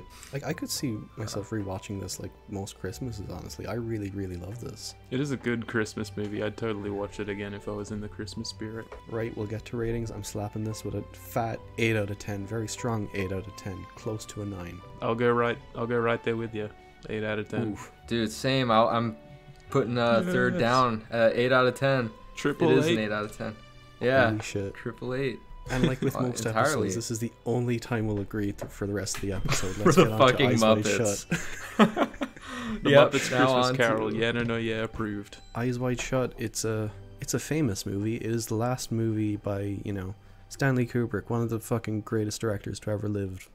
You've seen Stanley Kubrick movies. You know how it is. He's great. This one is about a doctor who, he gets into a fight with his wife after she admits that, she's been having fantasies about like other men. Well, one man in particular. And he just goes off on like a night of horniness, really. He's just looking to fuck. Yep. And then he comes across like a sex cult, and it gets very disturbing from that point onward, I feel. Well, not disturbing, but like very anxious. Oh, I would say disturbing and anxious and eerie and everything. Yeah. Like, it gets crazy. But, yeah, it's just... Funnily enough, I was looking on some like reviews of this and stuff, and a lot of people were comparing it to After Hours, actually. Which, Dude, I had that. I felt vibes of After Hours. Yeah, just like... Yeah, it has similar vibes, definitely. Something about a guy going on this weird little like journey at night, trying to like pursue something, but like he can't. Like everything seems to be going wrong or going weirdly. Like, and things do go fucking weird. No, this movie's filled with horniness though. Like it just really is. Like I only this rewatch around because this is my second time seeing it. Then I noticed how even apart from the weird secret society sex cult stuff, every encounter Tom Cruise has with any other character has some type of sexual tension, whether it's like natural or not, or like just in like in some way, shape, or form. It for some reason involves like some sexual thing in the background. It's and a movie I never for noticed gooners, that. like I said. It's just edging you the whole time. Call me a gooner, because I love this movie. All right, that's getting clipped. Oh yeah, that's getting clipped. Yeah. But no, I mean I love it too. It's probably worth addressing this early. I did not like this movie very much the first time I watched it, and I will say that like a lot of the reason behind it, which I didn't really explain earlier or anything, I probably should have, but it kind of like similar to the Lord of the Rings situation that I had, where it was like around the same time as like me going to like film school and stuff. With Lord of the Rings, I had someone show me all the extended editions in one day, which was very overwhelming, and I didn't really care about it. With this one, I was watching it with like kind of just this pretentious, annoying fucking douchebag that would not stop talking about the movie rather than letting me actually watch it. So it's worth saying that that was probably not the best experience with this movie, but now watching it years later, probably about 9 years later actually, it's a lot better. I still don't love it. I still think it's like my least favorite Kubrick from what I've seen, but it is a good movie. It's just I don't know. I do want to watch it again as well and kind of see how I feel about it after that, because it's a movie that you can delve into and uncover a lot about. So I do respect that about it. It's a movie that really digs into you. Like it is, no matter how you feel about it, it is unforgettable. It has, I think it has a similar tone to The Shining. I think that's the closest other Kubrick movie, to it. No, for me, like, I also got some Shining vibes, like, not only because, like, early on, there's, like, that ballroom dance, and I was just getting, like, a Shining feel, but not because of the atmosphere, but because, like, the Kubrick has something about, like, weird protagonists, like, unnatural male protagonists. Like, Tom Cruise was giving off, like, Nicholson vibes in that whole ballroom for some reason for me, and so that set the tone for the rest of the movie. I was like, it's just this weird, like, I'm able to take it seriously, but this weird kind of performance And yeah, so I definitely kind of got vibes from that as well, which I liked. Two things. But for one, it's kind of ridiculous how good looking Tom Cruise is in this movie. Very good looking man. I wasn't going to say it. Oh, he's damn. I had to hold myself back sometimes. God damn. Look, but I think he's a good looking dude, but also yeah. like probably the best I've seen Tom Cruise in terms of acting. I think. Yes, oh, incredible! Yeah, 100% agree. Really loved him in this role, but like there are other movies where I like him where I like the movie itself more, but in terms of performances, like this is just he's so fucking good at embodying this character, and it's pretty surprising for Tom Cruise from what I've seen of him. So yeah, it absolutely is. I think the closest he comes to in terms of this good a performance is probably Magnolia, which he's also great in. But Magnolia, I feel like, is like something where it's like, you know, divided into so many different characters, so it's like it's kind of hard to see one as above the other. It's just like all these characters are so good, all the acting is so good. So can't forget Les Grossman. But with this one, he's more just like had to say that. He's more front and center in this one. That is a so great performance. Yeah. What performance? Sorry. Les Grossman. Tropic Thunder. Yeah. That's for what it is. That's an incredible performance too. I think it's also worth mentioning that like I feel like his performance might also be that good and that kind of deranged and weird because of the weird conditions this was filmed under, because there's a lot of like behind the scenes drama with this, like to be expected with Kubrick at this fucking point. But like, dude, the Guinness World Record for the longest consecutive shoot of a film, and I think it lasted like 400 days, which is mad, which is fucking insane. Because, you know, Kubrick is a notorious perfectionist, and he constantly wanted, like, you know, shot after shot after shot from, like, Tom Cruise, Nicole Kidman, and all that. And even then, there was, like, you know, tabloid stuff about Nicole Kidman and Tom Cruise because they were in a relationship at the time. And so that was, like, a big draw to this movie. But as well as that, he also kind of fucked with them a bit, like he would have done with, like, Shelley Duvall in The Shining, that sort of thing, where, like, he kind of pitted them against each other in real life, like, you know, with the scenes with like the naval soldier that he keeps having visions about. He kept Tom Cruise away from set, like, on those days, and he told Nicole Kidman to tell him everything that happened when they were shooting, which is very fucked up. Yeah, but no, that is fucked up because they were like together in real life. I mean, basically, right? Married. So that's like, it's like this movie literally, it was, what was happening to the characters was basically happening to them as well as real people, which is nuts. Yeah, I feel like anybody that works on a Kubrick movie is gonna come away from it fucked up in some way, honestly. Like, this probably turned Tom Cruise even crazier, like this, than he was probably getting to be. I don't know when his Scientology I like shit the came in, Letterboxd like reviews. I like the Letterboxd reviews where it's just like, this is just a Saturday night for Tom Cruise or something. Yeah, average Tom Cruise night. Yeah, but I mean, like, yeah, it's just oh, and then, but to one other little story, I guess, about Stanley Kubrick's fucking insanity. I heard that Harvey Keitel like either quit or got fired from the movie because one of the characters he was playing early on, like this was like in one of the first scenes at the ballroom or whatever, when Tom Cruise, it's just one simple shot of Tom Cruise and Nicole Kidman entering from the right, and then another guy that they're talking to enter from the left, like one of the other main characters in the movie. And Harvey Keitel was supposed to be that guy, but Kubrick made them do this simple ass shot, like I don't know how many times, countless times, and it's just so pointless. Like, it's like, why? Like, a forgettable shot like that, even Kubrick made him do a million fucking times. It's nuts. He's Kubrick. Can't help himself. Yeah. You hear the same thing. I mean, he's a master, so he can do whatever. But yeah, it's true.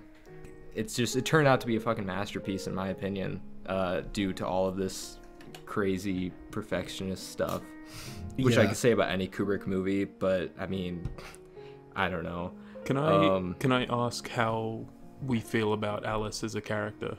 Like, I don't know. I don't really. I kind of see her as like an antagonistic element of the movie, and some people don't really agree with me, I guess. But I don't know. I'm interested in your thoughts. You heavily disagree? Oh, you heavily disagree? I think I look at it more of the viewpoint as her trying to be more honest in their relationship, you know? Like maybe things were kind of taken sort of a tumble because even at the start they kind of feel a bit sort of distant, you know. And by the time it gets to the scene where they smoke the weed, it feels like her trying to be honest with him, being like, okay, I'm having these thoughts, but like I'd never. Yeah, but it's like the way that she says it, and like how she's the way she laughs at him when he's trying about also... it. It just it's just like you can't expect your husband to like just be fine after this, kind of like, and you don't really ever like check up on him or anything. Exactly. Like she was really like trying to like demasculate him the whole time too, like kind of laughing in his face and like saying how like this guy, you know, these fantasies are like something that like, you know, obviously she's apparently not getting from him and all this. And I don't know, she really did like instigate a lot of the bad stuff, I guess, to happen, even though it was Tom Cruise's own choice to do the shit. But I don't know, it's complicated. Look, I will agree with you in that scene, but I think in any other scene where she's sober, I think she's like completely fine. I think it was only that one instance did set off the trajectory of the movie, and she was like a fucking bitch about it, really. But in any other scene, she seemed fine, you know? I don't really see her as an antagonist of the movie. I just feel like if there's an antagonist of the movie, it was just Tom Cruise's insecurity. And that's why he just goes on a fucking, 2-hour spree trying to fuck. Yeah, but his insecurity was kind of like, pushed upon him by her, I feel like. I agree with that. He was kind of fine after, like, before that happened, and I don't know, I don't know how you expect him to just be fine after that, kind of. Like, saying it to him in that way and laughing about it, it's just like, that would fuck me up, personally.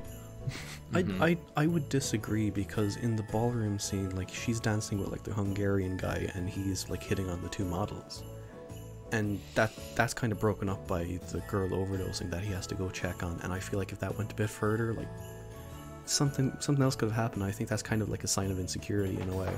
Yeah, but there's also like the fact that Nicole Kidman is like, criticizing him like right after that whole experience, but she's like really getting up close and personal with this Hungarian guy, and like it was about to turn pretty ugly, I guess. So but in fairness to her, she keeps insisting that she's married. She says that 5 or 6 times. Yeah. And also drunk. Yeah. But, that's no excuse. I think they were both. I think both. I'm in the middle between you guys, because I think both characters are in the wrong in their own way. Like, because Nicole Kidman could have introduced this like. They're stuff definitely to in her, the wrong, but I just understand the motivations for Tom Cruise's character more. Same. I think we can more easier put ourselves in his shoes for sure. Like I mean. Not that I would go to a crazy sex cult or anything if my wife said that she was thinking about other men, but like I'd be concerned and I'd probably be upset. It's a complicated. That's why I love this movie. Is that like all of the characters' motivations and like everything is so complicated. It's not really black and white, and that's why there's a lot of depth to each character and a lot to talk about, which I like. Yeah, there's a lot more depth than people realize with this movie. Like, a lot of people say this movie's just a whole lot of nothing happening, but I totally disagree. Like, I think there's a lot happening. It's just, like, you gotta think about it. I think there are a few pacing issues for me in, like, the mid-section, kind of. Like, around the section where he's, like, being followed at one point. I don't want to say too much about that in case of spoilers, but there's that whole section, and I just think it goes on a bit too long, and the pacing was a bit off for me. But aside from that, it was fine. But yeah, if you want to get the spoilers, we can. Sure. Spoilers for Eyes Wide Shut. Liam, I disagree with you. I love that scene. As per usual. No, but I think that scene was kind of like one of the more intense in the movie, and one of the, because like he's constantly looking over his shoulder and there's that guy following him, and you don't know whether or not he is being tailed or... I didn't have a problem with the content itself or anything. It's just it went on a bit long, and I was like, when's this gonna hook me again? I like that it goes on that long though.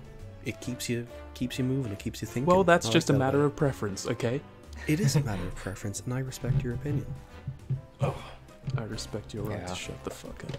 But I guess we should talk about the sex cult stuff, because that is probably one of the best fucking scenes I've ever seen in my life. I love that shit. It was great. It's just oh my awesome. God, everything to do with that scene is just perfect. Like the build up to it, like he's going into the taxi. I was about to say, like sorry, I think we should go even further back, because the whole build up to like the whole like chain of events leading up to how he even discovers it was so well done. I have to say, like, the fucking costume store scene is so good. I love that shit. It's so fucking It's so funny. I totally get why people compare this to After Hours now, because like the weird ass characters he runs into, like I totally can see it. Because he's like, he has this goal he wants to try and do, but like weird shit keeps happening with these weird characters, except it's played a bit more serious than After Hours. But I mean, the difference is, like, you know, After Hours, he has like no money. This guy can pay for literally everything. He's so rich. It's crazy. Yeah, he's like, that's, I know, dishing right? out like fucking thousands of dollars over one night. It was like crazy. I was like, man, how rich is this guy? He's just a doctor. He's a doctor. I mean, doctors can be rich though, man. Oh, but they like, can. and that's another funny little detail about him being a doctor. I love how, and this happens like 3 or 4 times in the movie, he always whips out that doctor like certificate like it's a police badge. The entire like literally like proof. Yeah, he can get himself into like anything. anything. Yeah. Yeah, literally anything. I just thought that was so funny. If I were a doctor, I would absolutely be doing that. Oh yeah, just using he's it like, to get I'm a into doctor. places. I'm a doctor, and then he just uses an excuse like it's confidential why I have to talk to him. It's about some tests that came back. It's just.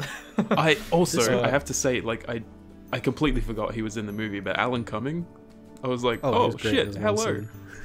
That was a really good scene. Which one was he? He was the desk was clerk the at the hotel. guy. Oh, the gay guy. Okay, yeah. Even that scene. This is why I say, like, every scene that he encounters somebody for some reason has weird sexual tension. And on rewatch, I was like, this guy is totally Tom Cruise right now. He's like licking his lips and like looking up and down. He's got a polka dotted tie. Like, this guy is really putting himself out there. It's like There's a little interesting thing about that as well. Is apparently Kubrick completely thought that Alan Cumming was American. Only when he met him, he found out that he was Scottish or whatever, because he was like so convinced by his accent or whatever. But then he just met him and he was like, what the fuck, you're Scottish? Wow. I love that. That's cool. Yeah. But sorry, even the build up before the costume store scene, even like just that with whole the prostitute, even further back with the I was thinking about back when he was at Oh yeah, I mean, we can go way back, yeah, but like I guess I was thinking of all the chain of events that led him to even discover the sex secret society shit was just so cool to me. Just the like, I don't know, because it started off in that like little jazz club, and then he like, you know, meets up with his friend, and just like the slow, because we don't really know. If you went into this movie blind, I feel like it'd be so cool if you didn't know it was about a secret society, because you're literally in Tom Cruise's shoes and like you're wondering like, is this just a private party, like what's going on? And then like just the unveiling of information was so like I was hooked, even though I had already seen the movie before. I was like, this is like really well done. Just bringing it back to like that whole sequence of events where he's just like, he gets the call on the phone and he just writes the password down and he's like telling them everything. That stuff was so interesting, and the way it just plays out after that. He's like, oh, you're gonna need a costume. Then the costume store scene happens, and then he gets in the taxi and gets to the house. And even in the taxi, I love him just like, I'll give you an extra 100 and then I'll give it back to you if you wait for me. And he just rips it in half. I think that stuff is very memorable. Yeah, and just like him kind of like walking like a child into the house, like he's almost like disoriented. He's like, where the fuck do I go? That sort of thing. I kind of felt that from his character. Like he was, but he was experiencing. He's in over his head. Yeah, that's all his character is. He's really in over his head. But yeah, that whole, I mean, that's the main chunk of the movie that is really the most memorable, is that whole, when he gets to the actual society, secret society. And like, I wish we had more movies about secret societies. Like, it's so fucking interesting to me. That's another reason I love this movie so much. I just think that's, because like stuff like this, it's scary, but like, I guarantee Kubrick probably knows. That's probably why he wanted to make a movie about this shit. He probably knew some actual shit that was going on. And then him dying right around the time the movie was like coming out. No. What? No, I'm not trying to go full conspiracy theory. I'm not, stupid theory. What? I don't know. He died 4 days after he presented the final cut to Warner Brothers. And do you think they would have let him go that far? Do you think he would have? Well, they did cut out. They They did try, yeah, and they did cut out 20 minutes of his movie, and they wouldn't let him put it in. So I want to know what's in that 20 minutes. But They didn't. yeah, they did. No. Yeah, there's like lost footage or something. That's like a big notorious thing about the movie. Like some type of footage that didn't make it in though. Like Oh, you, I haven't heard about that, but I feel like that's probably deleted scenes or something, because like the cut that in his contract he said the cut he was delivering as the final cut is the final cut, you know, that sort of thing, and he did deliver the final cut. The only things that had to be done was like music and stuff, which I think they actually did a fucking great job with. I love the music in this movie. The music is so memorable. I've been listening to the song that plays like when he first discovers the ceremony that's going on repeat. I love that song. It's like very eerie, and there's like backwards like fucking, it's like, I think it's backwards like Romanian mass, like a backwards Romanian mass recording that's, you know, chanting over it. It's so cool. I love that shit. And him just like watching the events unfold, and like all the people looking at him. Like there's that shot where he looks up in the balcony, and then there's those two people that like turn and stare at him. That is like so fucking, it's terrifying. It really fucking, it chilled me. It was really fucking scary. It felt like I just love Shining. it is, yeah. I just love the piano theme. I was gonna say also the piano theme that comes back, and it's so simple but it's so creepy, and it's just like it keeps you on edge. Like I love that the most about the music. But the one thing I don't get about the secret society is it's a sex cult. Why are they wearing such creepy masks? Like there was one dude with a fucking, who they are. Or I mean, why are they creepy though? Why are they so creepy? There was one guy with a plague doctor mask. That seems very like impractical for like what's going on. There was like a bunch of people with like fucking melted faces and like stuff out of like fucking Hieronymus Bosch painting or some shit. It was crazy. It was just like, what the fuck are you doing? I think these are a lot of weird, fucked up, rich people that just try and see if they can get off to this stuff. Honestly, I think they're just a lot of weird, fucked up. It's just a very That's actually valid. I don't know. Very depraved. Yes, they're very depraved people. Yeah, so maybe this shit is attractive to them. Like they're fucked up people, you know. Probably. But where do you think like, furries came from? Exactly. Come on. That's gonna be in the remake. And kinks here. When they remake this movie, they're gonna have furry masks. But yeah. And the events that unfold after, you know, he sees the ceremony for the first time with the hooker who fucking leads him off, and she's warning him just to turn back. I think that stuff is very interesting. And like, you know, it's kind of like a who the fuck is she kind of deal, because like my first thought was like she's the hooker that he helps, you know, bring back to fucking consciousness after she ODs at the start of the movie. But then it's revealed to be someone else, and it's I'm still thinking about that and like being like, what the fuck, who was that, you know? Yeah. Because like when he inspects the body in the morgue. Okay, I'm not gonna lie, fucking Julia pointed this out to me. I was talking to her a little about this. He looks at her face, like it's a naked body, and he's just looking at her face and like not anything else in it, which is kind of weird for such like a sexually charged film. Which I find that kind of hints to me that it could be the hooker, but also I don't know the actual truth of it. Yeah. Huh, that's a good point. Interesting. I didn't even notice that. Well, Yeah. I might as well. There's a lot of hidden details. I might as well bring this up now. Julia submitted like a listener question about that, so she said like, "Do you think Mandy is the girl at the party in Eyes Wide Shut, or did he just imagine that?" That's what when I watched it, that's what I thought. So like, I don't know. I mean, I just, that was a weird thing about the movie that just kind of like, I wasn't really thinking too hard into. I kind of just thought that was the case, honestly. I think it also boils down to your interpretation of the film. Like, is it a thing that it is like a secret society that can do like obscene shit like that, or is it kind of like an innocuous thing where they're just like, oh yeah, we want to do this, we're kind of like role playing, but we're not gonna fuck shit up or anything. You know, I feel like it kind of depends on that, like especially like the mysterious circumstances surrounding her death, because it could, you know, 100% be an OD, but it could also be something more malicious. That's true. That's kind of another reason why I love this, is because it is so like open to interpretation, mysterious, and we're not explained much about like what this whole cult is even about, and like why, you know, like I don't know. Just to add on to that, like we don't really get answers for a lot of stuff, or like clear answers, and I'm fine with that. I love that for something like this. Yeah.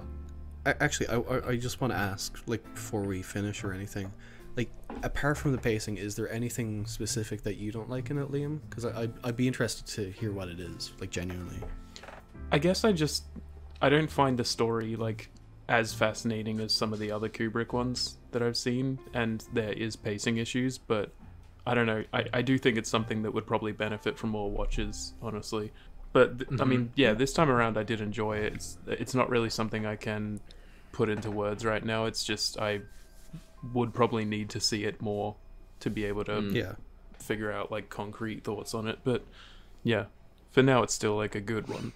I don't have like super huge problems with it or anything. I'm glad I don't hate it kind of like I used to.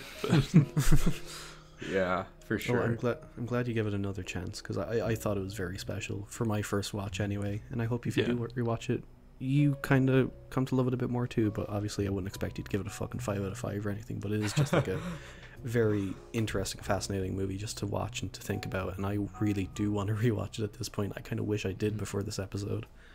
Same. I probably like it. Yeah. I probably like it a little bit more than 2001 at this point right now. But that's another crazy. one. That's another one where I want to insane. rewatch it because I didn't like that much either. So That is the craziest shit I've ever heard, man.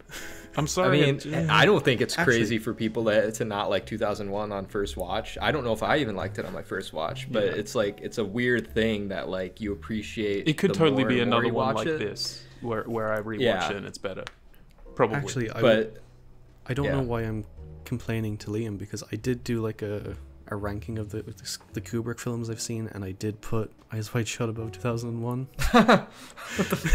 I would never put it above 2001, but I still love it to death. Like this fucking rewatch helped so much. Like it really. I mean, I still liked it a lot my first time, but yeah, I can't wait to rewatch this more and more, because like I feel like I gain more and more details each time, and that can go for any Kubrick movie, honestly.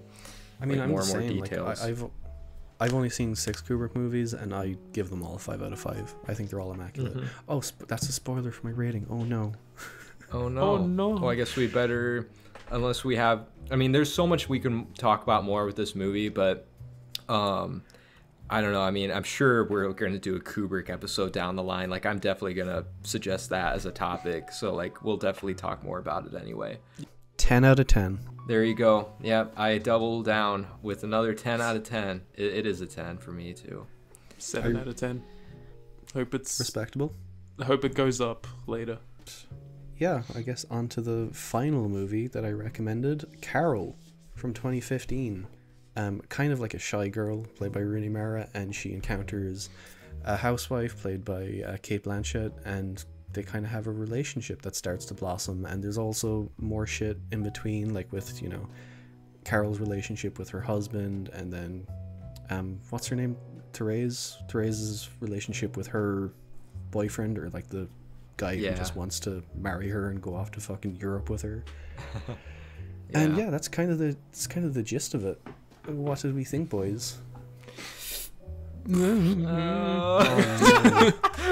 Liam are both like, I'm really on the same page as Quinn with this one, kind of. Yeah, I think. Yeah, I guess I know. I don't know if I'll have a ton to say about it, and if I do have and unfortunately, what I will have to say, I don't know if it'll be positive. But I wanted to like this movie, but I don't know where to start. I'm kind of surprised that it has the reputation it has, because I always hear so many positive things about it all the time, and like watching it for myself, it's just like, this is so simplistic, and that's also like, what I was thinking. To a fault. I feel like the story is so predictable. It's been done to death. I don't know. There's nothing really new about it that it offers, I feel like, apart from like the cinematography being really nice and all that. I guess. And the acting's good. I totally agree. Yeah. Right, like technically on paper, like everything is like executed totally fine. Like everything's good. Like the performances are great. The story we've seen like probably many other times in stories like this, but I don't know what it is about the movie that people latch onto so much. Maybe it is just the cast and the whole like the lesbian aspect of it too, honestly. Maybe. Like that's one thing I guess that sets it aside from like a cliche romance story. And then like maybe the like the time period aspect, and it's a Christmas movie. Like it tries to have an identity, but at the same time it kind of like just falls in the background for me with like all of the like. I do wish it kind of just like innovated more with its story or did something unexpected for me. Yeah. But I don't know, man. See, I'm worried because Keelan's staying silent right now, and I feel like he's gonna break his silence, being like one of the best movies of all time. I wouldn't say that. Okay, well, what did you think, Keelan? Guys, I'm gonna go to you straight. I fucking love this. I thought it was fucking fantastic. That's fine. That's good. I wish I loved it. I really, but no, I'd rather have, I don't why? want us to all be negative. I don't want us to all be negative, but yeah. No, I'll explain exactly why. I do agree with a lot of what you're saying. It is simplistic, but I think it's a okay, first and foremost, it's a romance movie. And I don't think in a romance movie the overall story is the most important part. I think the most important part is the relationship between the characters. And look, I'm gonna be honest. For the first like 10-15 minutes or so, I was kind of feeling a little bit like you guys, but I started to grow. You know, my feelings started to grow for it. I started to become attached to these characters, especially Rooney Mara, who I kind of, in many ways, I kind of saw like a lot of her in my character, like the way she was kind of shy, the way she was kind of like fucking, she was just kind of going into things because she felt like it would be the best for her, and because people would want that of her. I did feel like really attached to her character when she has that whole kind of speech about how she just says yes to everything and she doesn't know who she really is, and I was like, oh, that's like the most sincere point of the movie where I was like, yeah, that hurts. I feel you. I totally agree with you in that aspect, but I think what this movie does the best for me is the little moments, and I think that's what matters the most. Like, I think one of my favorite parts in the movie is when they're starting the road trip and they're in the diner and Rooney Mara gives Cate Blanchett the record and they kind of touch hands for a moment and they like break it like immediately. I thought that moment was like, it was just beautiful, and there's like loads of little moments like that throughout the movie. Like there's the fucking, I think it's the scene afterwards where like they're both asleep and Rooney Mara's awake and she's just kind of watching Cate Blanchett just sleep and just breathe and stuff. I think that was it was beautiful. I love I love those kind of moments in romance movies, and I love how this movie did it, especially with how beautiful the movie looks. The cinematography is gorgeous, like there's fucking film grain everywhere. It's perfect. Beautiful. Love that. There's a lot of film grain. Yeah. There is. There's a lot of green too. I was like, did Fincher direct this? This is a lot of green. But it's a very green movie, but yeah. But I also think the setting does help with it, and the fact that it is like a lesbian romance film. I think those two elements work in tandem to make it something unique for me personally, where like okay, there has been like gay stories where it's like, you know, set in oppressive times or whatever, but in this I feel like the kind of homophobia that it presents is not outward. It's more to do with like the characters themselves and how they act and how they like react to whatever is going on. Like when Rooney Mara, when she asks the boyfriend like, oh, have you ever like thought about men in any sort of way, and he kind of like freaks out about it and he's like, oh yeah, I don't think it should be a thing. I don't think it should be natural. And he doesn't say it in like a malicious way. It's like more of like a matter of fact way. And I thought those types of things, you know, it did add a lot to the movie in terms of like subtext, you know, and I like that kind of stuff. Like, you know, to add to the setting, and I thought the setting was beautiful, like the fucking snow everywhere. It's fucking great. I love that shit. Yeah, the setting was good. I will agree with that. I mean, you mentioned the boyfriend and the stuff like that. That brings me to a point that Liam made that I don't know if, I mean, it's kind of a joke, but I agree. Like, I mean, I am pretty serious about it, honestly, yeah. I mean, I guess it'd be hard to have much of a story there if you didn't have those characters, but yeah, the men in this movie fucking suck. Like, I just hate their characters, and I know you're supposed to like not like them really, but even with that being said though, I will say I think Kyle Chandler was really good though. Like his character was like really well acted, I thought, like for one that kind of could have just been like a one note thing. I thought he did really well at it. But yeah, Like, I aside also from thought- that, I would prefer it if, like, there weren't that many men in this movie. They just kind of ruined the vibe sometimes. It did. I was like, oh, another fedora, another asshole in a fedora. Great. Like, what it's are we the doing? 50s. What do you expect? I know, but like, I don't know. But- that was just another little thing for me too.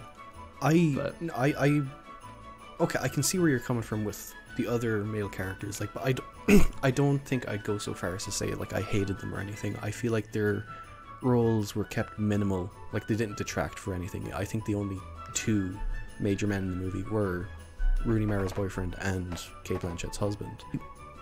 I see why you called it predictable, but I don't think a lot of plot beats were that expected for me, you know? Some of them kind of caught me by surprise, like, you know, in the motel, that kind of... Yeah. That's a whole nother thing. Yeah. We can I go mean, into spoilers. I can quick say the thing just so we can... Yeah, so... Spoilers for Carol. There you go. But, yeah, that the scene where they find out that their hotel room was bugged, and that they have tapes of them, you know, having sex, and then, you know, he sent them off to It Kyle just- Chandler already. It just kind of Yeah. follows. It follows such a generic structure, though. I can't really get behind it because it's just like, get that. yeah, you get like nice little romance stuff, and then there's like, oh, this bad thing happens, and Exactly. it's like, You it hit doesn't your matter low, and then- what it is or anything. It's just like that part wasn't predictable, but it's still like a predictable story beat that just like it's just Right. It happens so much in these kind of movies, I guess. And I totally Yeah. know what you mean. Yeah.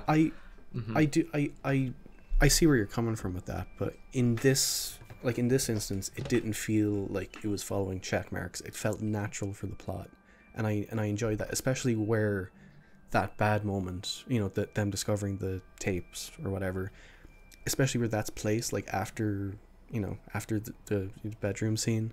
yeah, That scene was gorgeous. I thought it was beautiful. It was so tastefully done. Like, there's a lot of talk about like male gaze and stuff, and I thought that was like one of the most tasteful sex scenes I've seen. I think it's just gorgeous, and then having that immediate gut punch of, you know, oh no, we recorded you without you knowing. It was that got I teared up in that scene I mean, as well. Fucking things hell. just I went love that. wrong so quickly, but. Yeah. But it just felt like this big, like, kind of doom and gloom moment where it's like everything goes wrong. Oh no, the character is in a bad spot, and then it gives you enough time for it to like get better by the end of the movie, and it's like this is just kind of predictable in every way. Even then, I'm not quite sure things were quite fine by the end of the movie. Like, you know, they do see each other. Like, at the final But it's scenes, like they're just it's like looking a at each other. happy ending kind of though. You feel like No, I mean, at least I felt that way. Well, No, it isn't. doesn't Rooney Mara end up like because Carol offers if she wants to like come live with her or something, and she says no. Yeah, Right. but then like That's- by I mean, the so- end of the movie, she goes back to Carol, and it's like, Oh, yeah, I guess. like yeah, I guess you're safe to assume Yeah. that they probably got together after that. Yeah. And that's why true. it's a sad ending, because she should have got with the girl at the party. Yeah, I'm glad you enjoyed that. But just just to like rewind just a second and really quick side note about the guy that was recording them. Am I the only one that thought it was a fucking jump scare when he was introduced at the fucking ice machine? Do you guys remember this? That was Like, a bit of a his- jump his- scare. Yeah. Dude, his fucking face came was out of like, nowhere. she was just scooping ice. It's this weird, crazy, like unexpected, like camera flip upwards to this guy just smiling, and I it's think fucking scary. It's kind of And I weird was as like, well because what I think is- it's like led into by a wide shot, and you don't see like anyone else there, and it's like, how did he get there that quickly? Exactly. And then it's just her scooping ice, and then it just pans up, and this guy is like, "Hello," and it fucking scared me. I'm not even gonna lie. Yeah. Like, I actually got scared. That was just a weird moment for me. Little bit, But I had to just mention that because I was like, that was like a jump scare. But anyway, the vibes were too good for me to be scared. but the only other really because I mean, you guys have already mentioned like the positives and negatives I've had. I mean, like the only other thing the reason I wasn't so latched onto this to begin with was because like the romance between them, it almost felt like it was like a predetermined thing from the start. Like it almost felt like so easy of a blossoming of the romance to where I was like, yeah, I mean, they visit, she goes to her store, and then there's already some flirting, some like tension there, and then everything kind of just fell into place from there. And I was like, I don't know, like the way that their romance was formed, I don't know, maybe it just was a bit too easy or quick for me, or just like I kind of saw everything coming, and I wish I latched onto that more, you know? It's like I knew, I already went into this kind of knowing how it was all going to play out, and that was unfortunately held me back from really caring as much for some reason. Yeah. But I won't doubt that it like executes other things well for sure, but for me personally, I just wish I latched onto that more. I think that's just a general thing with romance movies. Yeah. I mean, I think the only romance film I can think of where like that sort of thing isn't like predetermined is like When Harry Met Sally. But even then, you know they're going to end up together at the end.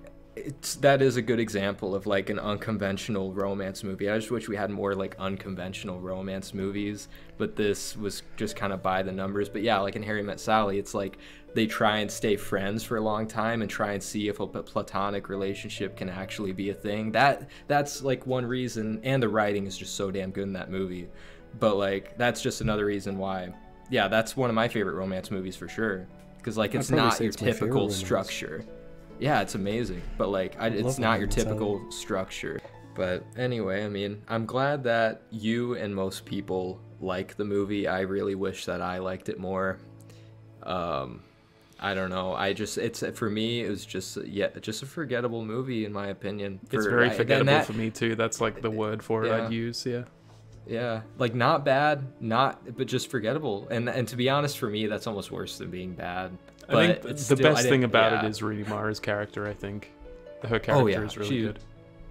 She is very relatable. I will give it that. Like she is a very relatable protagonist. Yeah. I just wish I latched on to more characters than just her. But yeah, just say you hate women. Oh my god. I hate women. Oh okay, no, that's gonna get clipped into a soundbite. He's not the editor, he can't clip shit. Right. Yeah. I can once the episode is up. Damn it.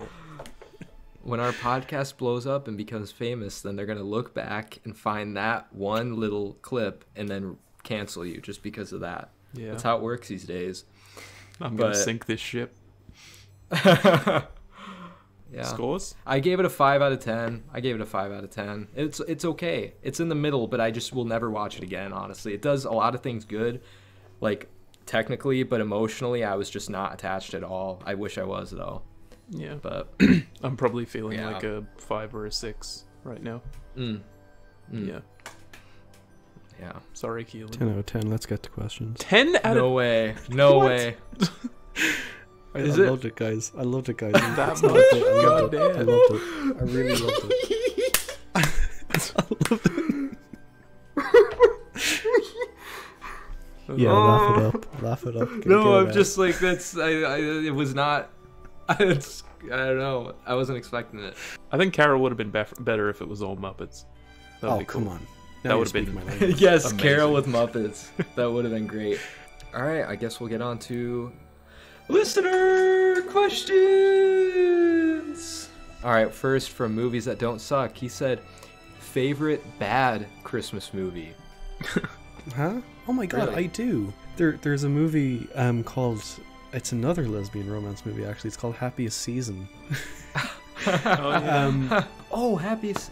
I've seen that too. Yeah, I just remember that. I didn't think that was bad. I thought I actually liked it. I think there's a lot of bad elements to it, but I remember Keelan hyping it up to me a lot, like whenever it came out for some reason. Bro, I loved it.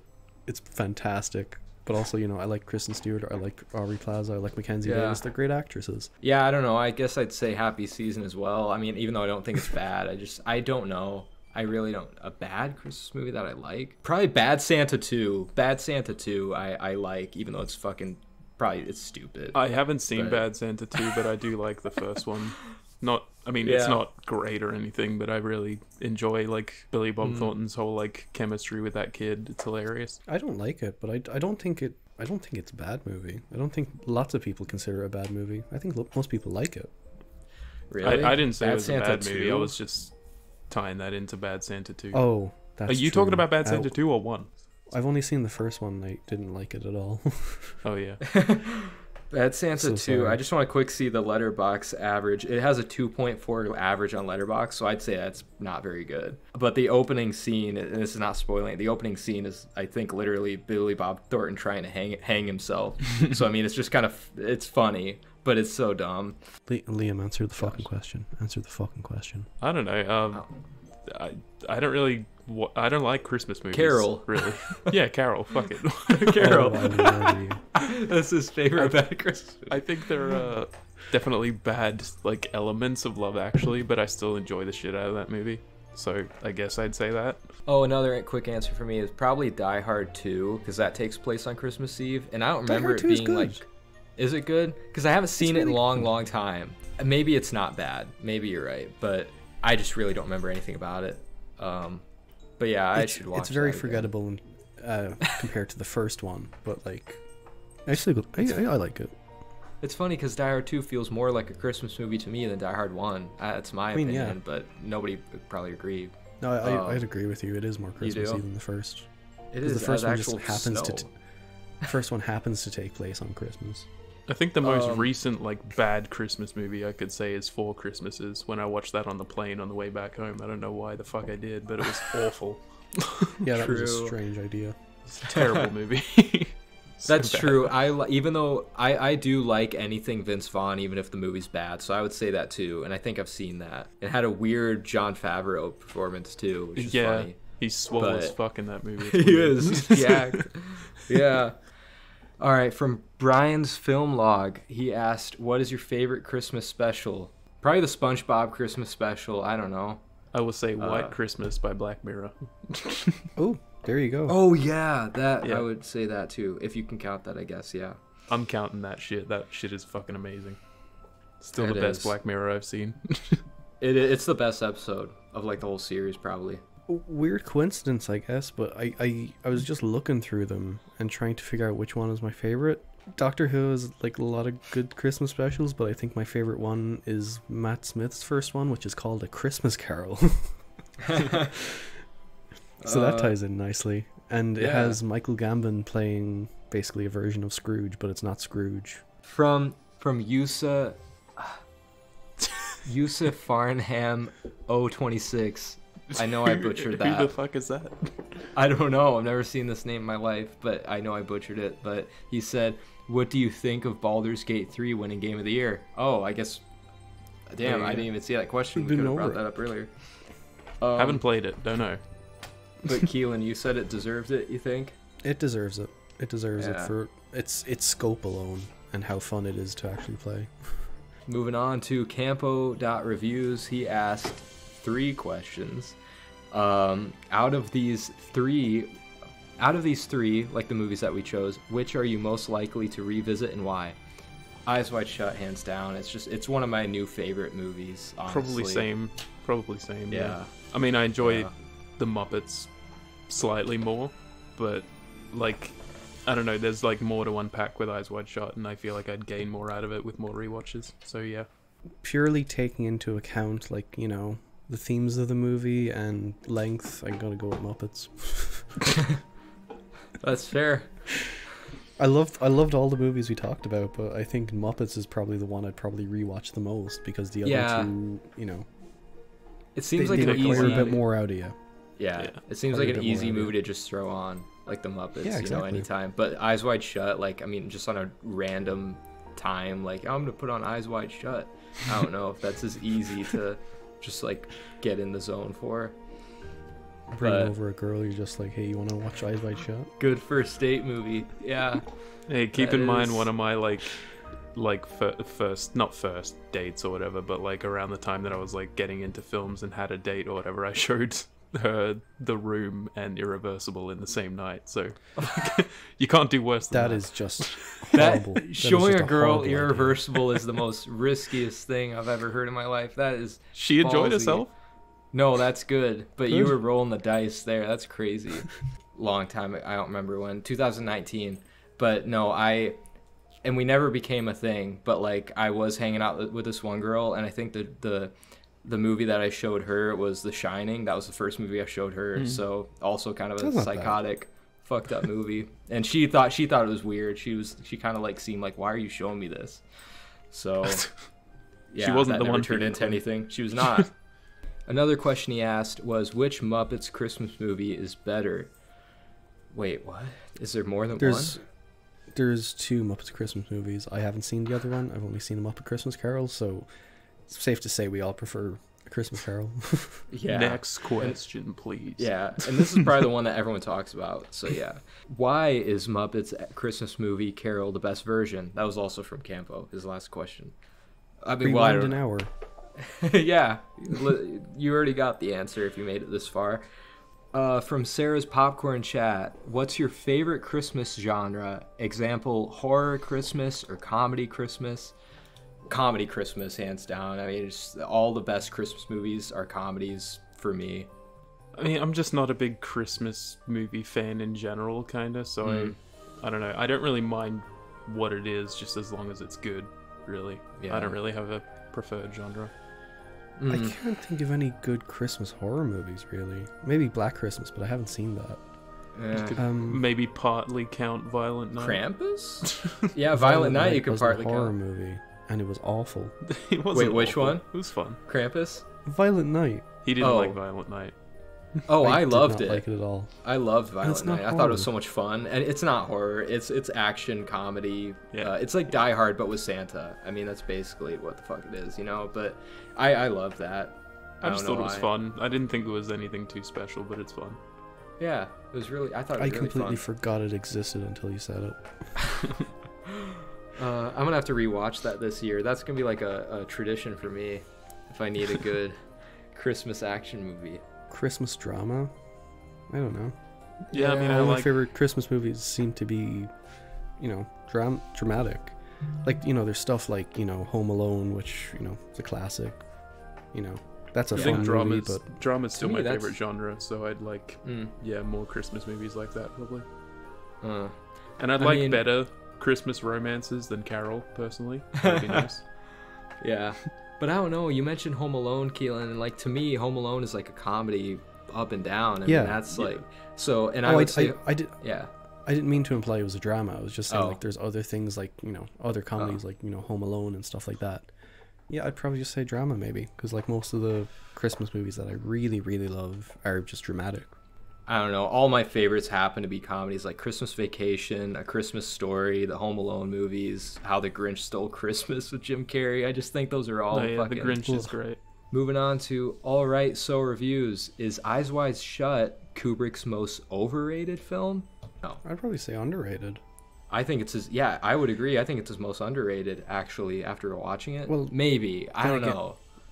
Then again, I haven't seen like Paths of Glory or fucking Barry Lyndon. So I think honestly, and I need to really rewatch Barry Lyndon because I didn't love it my first time. I still like it, but I think that might be his most overrated because I see people calling that one of the greatest movies ever, and I didn't get that from it, but I really do need to rewatch it. I mean, aren't they all kind of perfectly rated by this point? Probably. They probably are. I was going to say that I don't think there's many Kubrick movies that are underrated. That's true. I think I do think Lolita is kind of underrated. Even whatever you could say, whatever you want about the movie, I think that's actually a great movie, but nobody really wants to talk about it. We got a couple of questions from Film Forager. She said, missed opportunity. I guess they're not really questions. Missed opportunity to make Quinn watch Love Actually, Keelan. I wouldn't wish that upon you. It's a good movie. It's fun. No, it's not. It's not. Keelan, you enjoyed it a little bit though. I enjoyed the Liam Neeson bits. And Bill Nye. The Bill Nye bits. And the Emma Hugh Grant Thompson was bits. fun. That's it. I forgot he was in it. What? He's the fucking prime minister. He's I know. He's fun. I forgot he was. He in does it. a dance. It's funny. It's not funny. It is funny. I didn't think it was funny. How dare you? All I was thinking of oh my god, all of the mothers of the world must think this is the funniest shit ever. And Liam. But then she follows it up with saying, "But good on ya for choosing Muppets." So She posts so many like statements rather than like questions. exactly. I don't get it. I'll say this much. I think the most surprising thing about this episode is that the Muppets ended up being Liam's highest rated movie. That is shocking, honestly. I would have thought Pretty good. the complete opposite. I enjoyed it a lot. Yeah, I'm just glad. I think it's shocking that it's the only one we all gave the same score. Or it's just weird. One from Anton Kino Love. Do you think Home Alone is the most Christmas movie in the world? No, I actually don't. I think A Christmas Story is. That's just what I think. But I think It's a Wonderful Life. Haven't seen it. yeah, Brilliant. I actually am with Liam. I have not seen that movie in its entirety, and I'm ashamed. Shit. I need to watch it. It's awesome. I need to.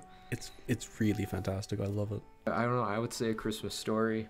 Just because to me there's a reason they play that shit on a 24-hour loop every year on TV, cable, and like I don't know. For me that encapsulates like the whole Christmas feeling and childlike wonder of like Christmas so well. See, it's Love Actually over here. They just play that shit on repeat. Yeah. Yeah, I didn't see A Christmas Story until like 2 years ago. But I mean, in terms of like the childlike wonder and stuff like that, I would probably say Home Alone. But in terms That's of, like, true. what That Christmas is actually all does about- capture it better. You're right. Yeah. But well, to be fair, I'm not a huge fan of A Christmas Story. I thought it was like okay. I think the only reason I like it so much is because it was such a thing that was like beaten into my head as a kid. Like it was a tradition for us to watch that every year since I was young as I could remember. So nostalgia is a huge thing for me with that movie. It definitely. Did you watch is. the sequel? No. The one that came out recently. Yeah. No, I probably will not. I was tempted, but no. Fucking old child support.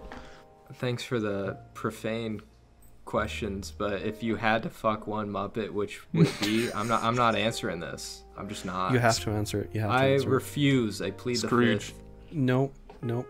He's not a Scrooge Muppet. is the Muppet. Scrooge is the Muppet. Dude. For someone who doesn't want to answer the question, you're pretty fucking set on what a Muppet is and what a Muppet isn't. Well, it's pretty obvious what a Muppet is and is not, but I just had to state the rules. The Rizzo. episode is not ending until you give. I would also say Rizzo. But, yep. My grandma, I think, is gonna start listening to this podcast because now she knows I have one, and now I have to answer this. This is terrible. This is Do what I this guy needs to stop sending us questions. He really needs to stop because they are the worst parts of the listener best. questions. What are you talking I'll about? tell you They're the this. worst. It adds some I'll tell you life this. to the podcast. It's great. We have plenty of life without these fucked up questions. No, this is Quinn. the kind of questions that get into our personality. You know, that's what the podcast is all about, showcasing our personality. There are plenty of film podcasts out there, but none do it like us. Miss Piggy. There you go. We got there in the Miss end. Pig. There you go. Also, I would really like to say he doesn't just submit questions because he wants to fuck around. He actually listens to the podcast and he's spoken to me about it. Does he? I was surprised about it. Yeah, I did not know that. he does. Yeah. I was shocked by that. Does he enjoy 'Cause I it? thought he didn't either. Yeah, he said we have some good discussions. Nice. He has a problem with like the guy Liam, but other than that, it's cool. I do. Don't you? I I thought. don't know, Don't man. you guys know that? You guys know this guy? Like, I mean, like I've you've talked. I've been on his like Twitch streams quite a lot and talked to him, Oh. but like I haven't met him in real life or anything. Well, yeah. I met him in college.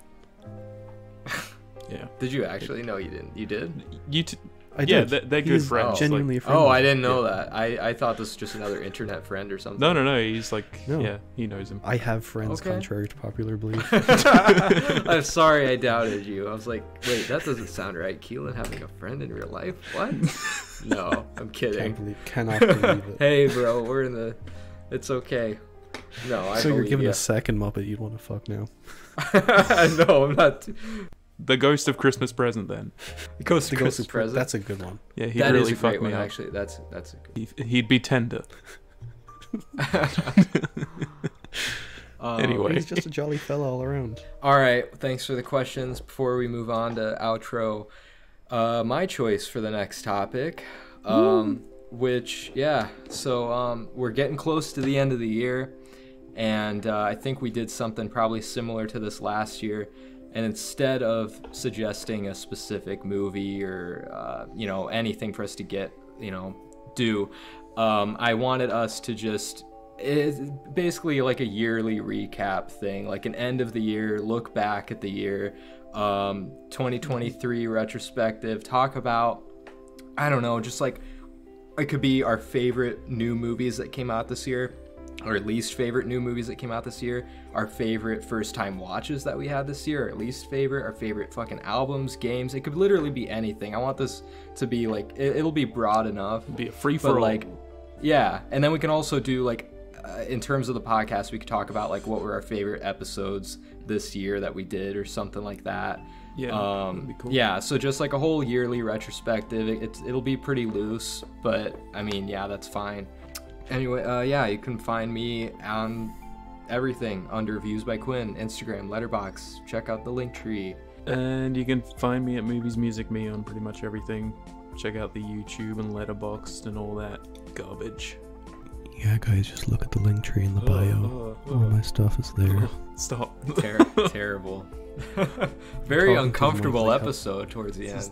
That was disturbing. This I'm talking episode. to the mic how I talk to the Ghost of Christmas Present. Anyway, we hope you enjoyed this episode, and Merry Christmas, Yes. everyone. Yeah, Merry Christmas. Christmas. Merry Christmas, and peace out, bitches, to all, and to all a good night.